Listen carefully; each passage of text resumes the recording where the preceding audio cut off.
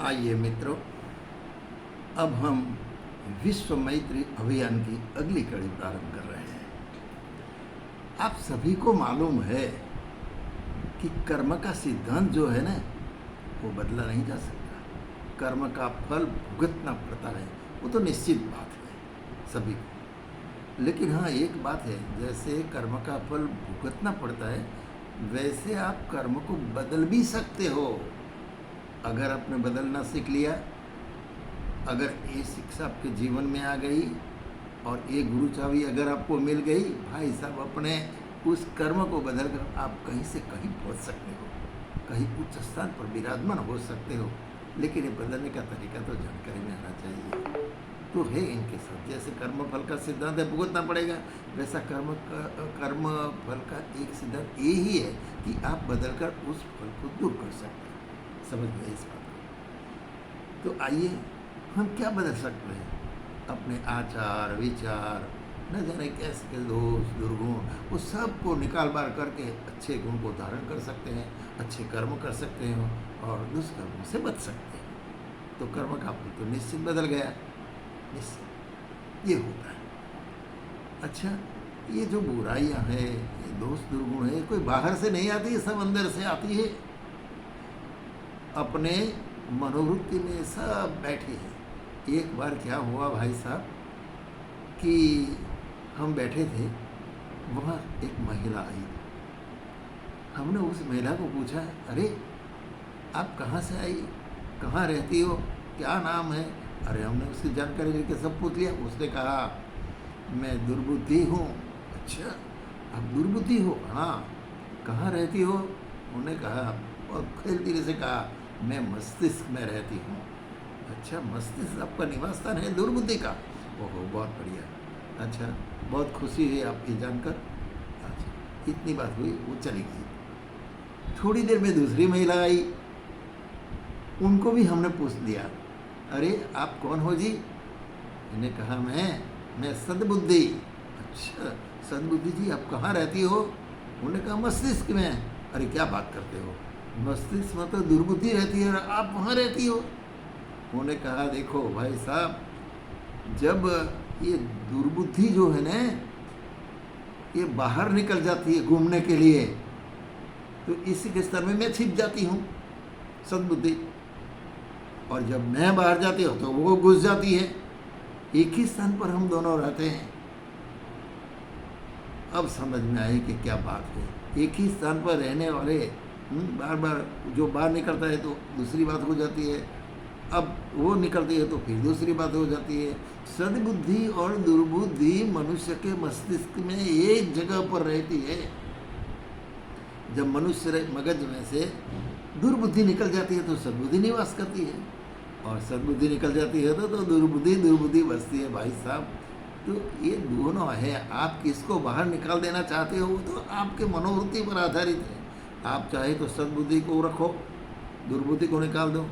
आप चाहो तो दुर्बुद्धि को रखो, सद्बुद्धि को निकाल दो। ये तो आपकी मर्जी की बात है, आपके विवेक की बात है, आपके कर्म फल के सिद्धांत की बात जो समझ में आई, उसी पर वो निर्भर करता है आप किसको रखना चाहते हो, किसी को दूर करना चाहिए। ये बदल सकते हैं आप, ये चेंज कर सकते हो आप, और ये चेंज करके अपना जीवन बना सकते हो। चाहे पतन की ओर जाओ, चाहे उन्नति की ओर जाओ, ये आपके हाथ में है, आपके विचारों के हाथ में है।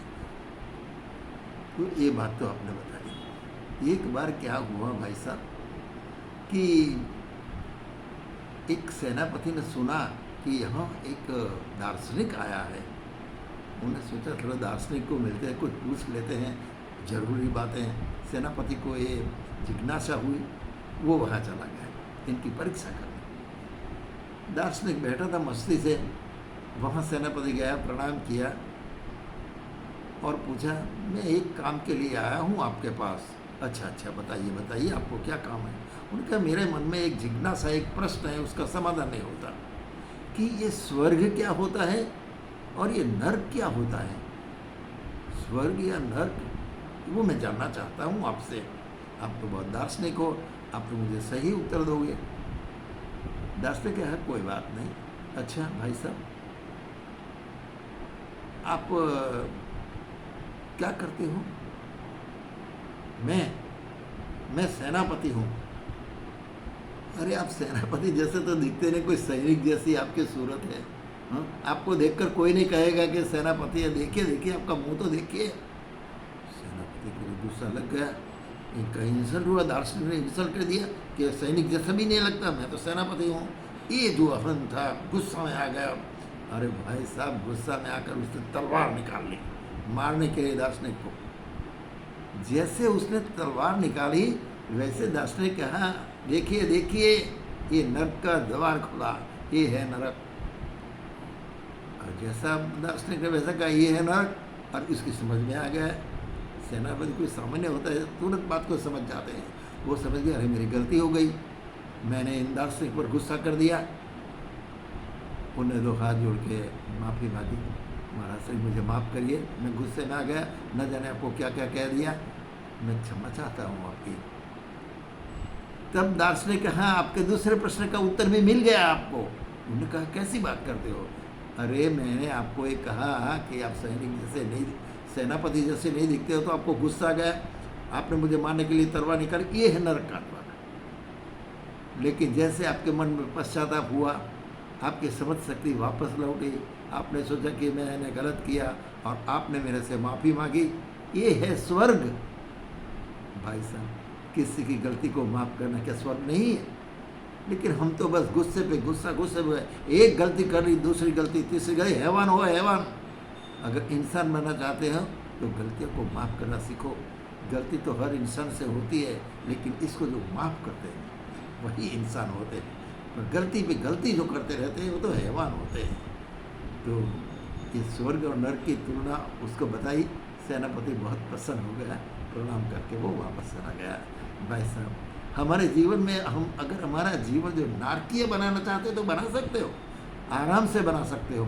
क्योंकि ऐसे है ना कि जो पानी होता है ना ढलान की हो जाता है। दुष्प्रवृत्ति, दोष, दुर्गुणों को तो अपनाना बहुत सहज बात है, लेकिन तो सद्गुणों को अपनाना तो इसमें तो परिश्रम करना पड़ता है, मेहनत करनी पड़ती है, तपस्या करनी पड़ती है, तब आप इसको अपने जीवन में अपनाओगे, आगे बढ़ोगे, उन्नति करोगे। तो ये है कर्म। चाहे आप बुरा कर्म करो, चाहे आप अच्छा कर्म करो, इससे आपकी उन्नति और पतन का आधार बन जाता है। भाई साहब, अगर आप मैत्री करोगे तो सामने से मैत्री आएगी। दुश्मनी और मैत्री के अलग अलग नहीं है। जैसे तंदुरुस्ती बीमारी पेट में रहती है एक ही जगह पर, इस तरह से मैत्री और दुश्मनी भी आपके अंदर अपनी मनोवृत्ति में वो दोनों साथ में रहती है। अगर आप चाहो तो दुश्मनी को बाहर निकाल दो, मैत्री ही मैत्री बचेगी। लेकिन अगर मैत्री को निकाल दोगे तो दुश्मनी ही दुश्मनी रहेगी, पतन का मार्ग दिखा देगी। इसीलिए ये दोनों से एक की पसंद करना ये आपके विवेक पर निर्भर है। विवेक, मनुष्य को विवेक दिया, जानवर को विवेक नहीं दिया। अगर आप जानवर बनना चाहते हो तो बनाओ, कोई दिक्कत नहीं। भगवान ने आपको स्वतंत्रता दी है, स्वतंत्रता का सदुपयोग करो, दुरुपयोग करो, ये तो आपके ऊपर निर्भर है। तो आइए हम मैत्री का विकास करें, दुश्मनी को हमारे अंदर से निकाल दें। मैत्री मैत्री बचेगी तो विश्व मैत्री अभियान तो भाई सब सफल हो जाएगा। और इसीलिए तो हमने विश्व मैत्री अभियान की एक कड़ी शुरू की है, ताकि जन जन तक वो पहुँचे, अपने को सुधार में लगे, तपस्या से अपने को आगे बढ़ाने में वो कामयाब निवड़े। इस भावना के साथ, इस इच्छा जो हमारी है, मनोकामना, इस मनोकामना के सिद्धि के लिए विश्व मैत्री अभियान की, तो आपको अभी हम इस कड़ी पर समाप्त करते हैं इस कड़ी को। और आप सभी को उदय सिंह चौहान का सप्रेम प्रणाम। मैत्री कीजिए, आगे बढ़िए।